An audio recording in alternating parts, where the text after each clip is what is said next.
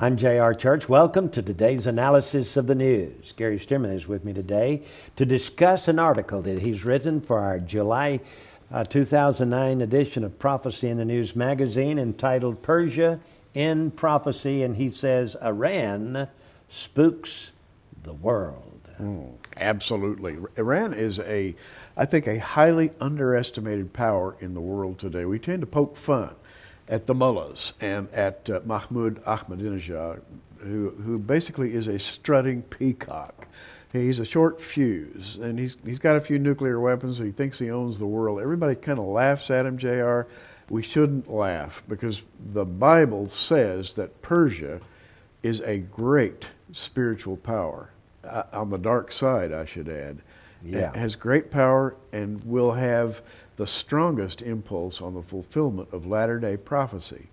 Believe it or not, Ezekiel chapter 38 is not the only prophecy in the Bible concerning latter-day Persia, or shall we call them the Elamites, or the Medes and the Persians, the Parthians, whatever you want to call them. I can tell you that Iran figures into Bible prophecy, and what it looks like, they are the ones who are going to bring the whole world down to the Battle of Armageddon. Tell us about it, Gary.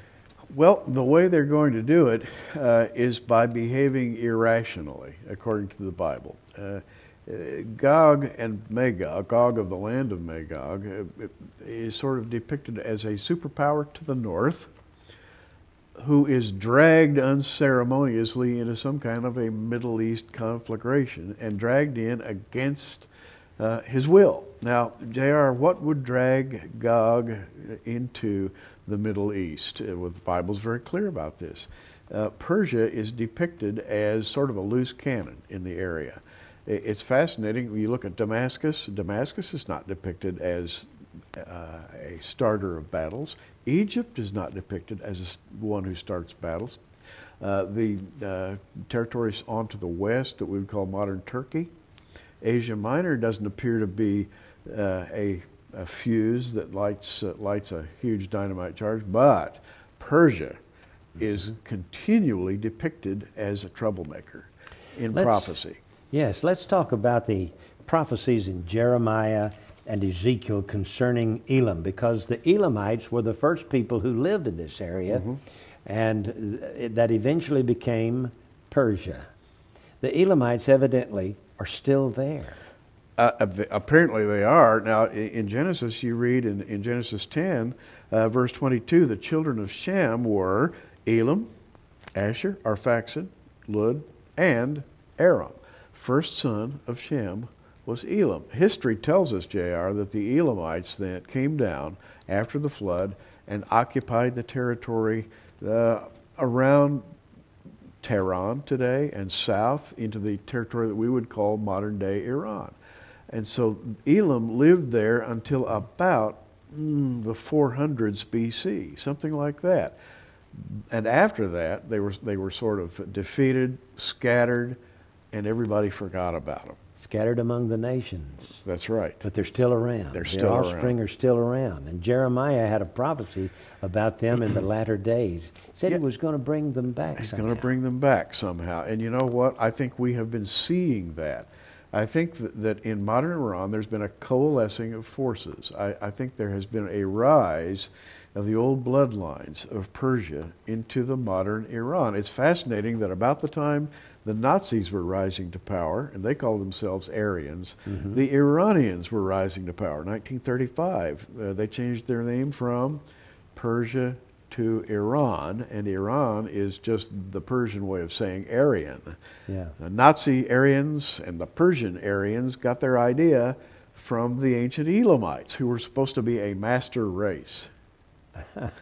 Amazing, isn't it? It is. Firstborn son of Shem. Right. Was a master race. Yes. Now, when we get over to Ezekiel 32, Ezekiel says, "There's Meshech, Tubal, and all her multitude. Her graves are round about him.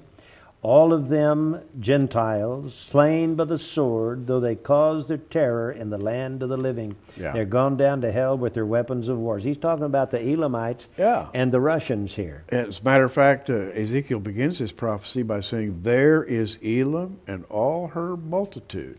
Wow. And Elam here is associated with Meshach and Tubal and the multitude that are in this great latter-day assembly of forces that's going to invade Israel. So, J.R., Elamites exist today. If somebody asks you to find an Elamite, you might say, I don't know how to do that. The Bible tells you how to do it. The Elamites were the people of ancient Iran, and I think their bloodline still exists there. And they're smart people because they're the firstborn son of Shem. Right. Brilliant. They are. So were the Germans. They were brilliant people. Right.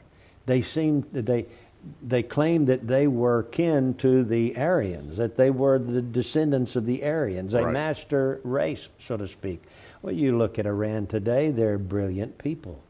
Their knowledge is terrific. I mean, but you know, just as Germany, Iran today is anti-Semite, anti-Jewish, and they are out to. In fact, Ahmadinejad, with one bomb, could destroy as many people as Hitler did in all of World War II.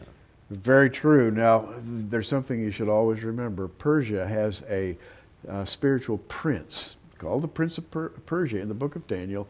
He has apparently an ancient power, an ancient throne right that exists, and he has the ability to initiate great evil. And that's what we're watching in the world today. Yeah, amazing. I'd like for you to read this article that Gary has written called Persia in Prophecy, Iran Spooks the World. It's in our July 2009 edition of Prophecy in the News magazine. You can order it online here on our website, or you can call our office, 1-800-475-1111, and ask for the July 2009 edition of Prophecy in the News magazine.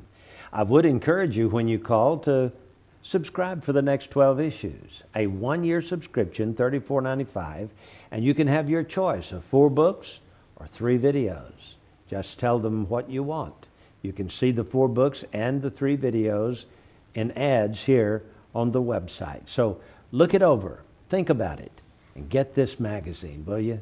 You'll be glad you did, and we'll be glad you did too. Gary, thanks for being with us today. JR, it's always interesting. We live in interesting times. Have a good weekend. I'm J.R. Church with Gary Stearman. We'll see you again Monday with our analysis of the news.